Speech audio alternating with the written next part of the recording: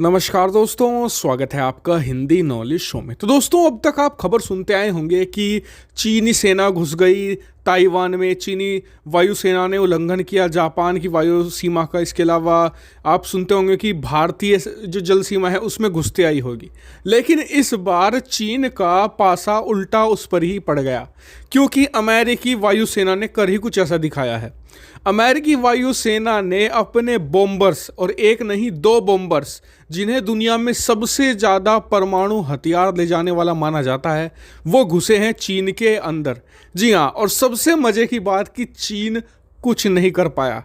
अमेरिकी बॉम्बर्स ने जो वहाँ पर मिशन अंजाम देना था वो देकर वापस आ गए और चीन को सबक भी सिखा दिया और उसे उसकी औकात भी बता दी है। और मैं आपको सब कुछ बताने वाला हूँ कि अमेरिका का मिशन क्या था, क्यों अमेरिका ने अपने दो बॉम्बर्स को चीन के अंदर घुसाया, क्योंकि ये बहुत ही रिस्की ऑपरेशन भी था। तो सब कुछ डिटेल से जानेंगे, तो मेरे साथ आप इस वीडियो तक बने रहिएगा। तो दोस्तों, B-1 लैंसर अमेरिका का सबसे आक्रामक बॉम्बर भी से माना जाता है। हालांकि अमेरिका के पास इससे भी उन्नत B-2 स्टेल्थ बॉम्बर है, जो मतलब कि रडार की पकड़ में नहीं आता, लेकिन उसका डिज़ाइन कुछ ऐसा है कि वो अपने साथ ज़्यादा परमाणु हथियार नहीं ले जा सकता। उससे ज़्यादा परमाणु हथियार B-1 लैंसर ही ले जा सकता है, क्योंकि इसे ज़्यादा से ज़्यादा विध्वंस के लिए बनाया गया है। हालांकि ये भी काफ़ी हद तक रडार की पकड़ में नहीं आता, क्योंकि अब इसके डिज़ाइन में भी चेंज कर दिए गए हैं। अमेरिका ने इसे घुसाया है चीन के अंदर। जी हाँ, चीन का, और वो भी ऐसा नहीं कि दक्षिण चीन सागर में ऐसे घूम के आ गया। जी नहीं, चीन का जो ईस्ट चाइना सी है, आप स्क्रीन पर देख भी सकते हैं मैप, वहाँ पर जो प्रॉपर चीन की सीमा थी, जो मतलब कि लेजिटिमेट है, मतलब कि जो असली चीन की सीमा है, वहाँ पर अंदर घुसा है और घुसकर वहाँ पर घंटों ऑपरेशन अंजाम दिया है। ऑपरेशन क्या था?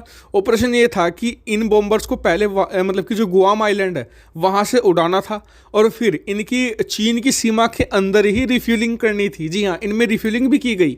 इसके बाद क्या हुआ, इन्होंने वहाँ पर घंटों पेट्रोलिंग करी और उस जगह पेट्रोलिंग करी जहाँ पर चीन की नौसेना, वायुसेना और थल सेना मिलकर एक बहुत बड़ा युद्धाभ्यास कर रहे थे। उस क्षेत्र में जहाँ पर चीन के बहुत सारे हथियार मौजूद थे, वहाँ पर पेट्रोलिंग करके ये वापस सही सलामत सुरक्षित लौट आए हैं।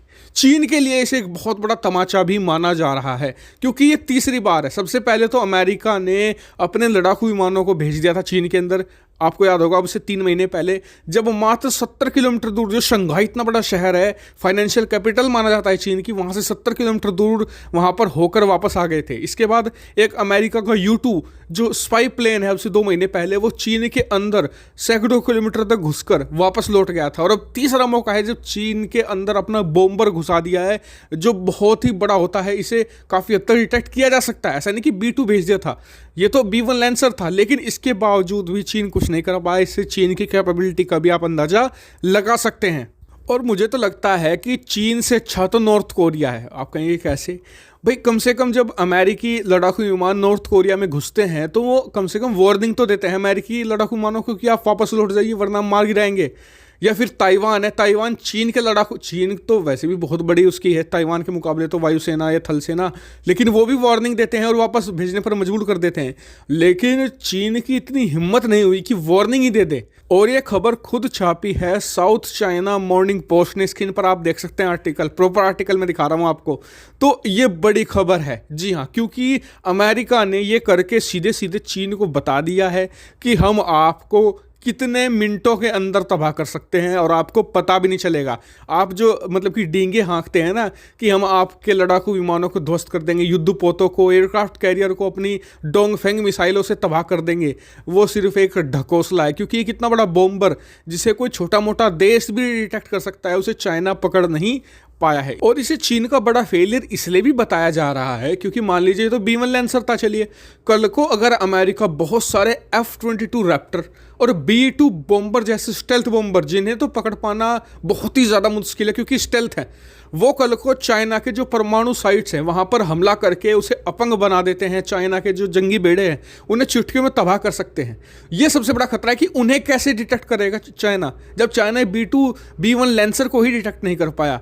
और ये चाइना की सिक्योरिटी के लिए भी एक बड़ा खतरा है। वहीं इससे भारत को बहुत बड़ा फायदा है। कैसे? दरअसल जो ये टेस्ट किया है अमेरिका ने पिछले 3 महीनों में 3 अलग अलग, इससे भारत को काफ़ी हद तक चीनी वायुसेना और चीनी रडार की कैपेबिलिटी का सही सही अंदाजा लग जाएगा। और आने वाले समय में और भी अमेरिका टेस्ट करेगा, तो इससे भारत को लॉन्ग टर्म में भी और शॉर्ट टर्म में काफ़ी हद तक चीन का अंदाजा लगा रहेगा, जिससे कि हम अपनी तैयारियों को अंजाम दे पाएंगे। आपका क्या मानना है इस पर? कमेंट करके जरूर बताएगा। साथ ही चैनल को सब्सक्राइब करना मत भूलिएगा और वीडियो को शेयर भी कीजिएगा। Thank you very much for watching video.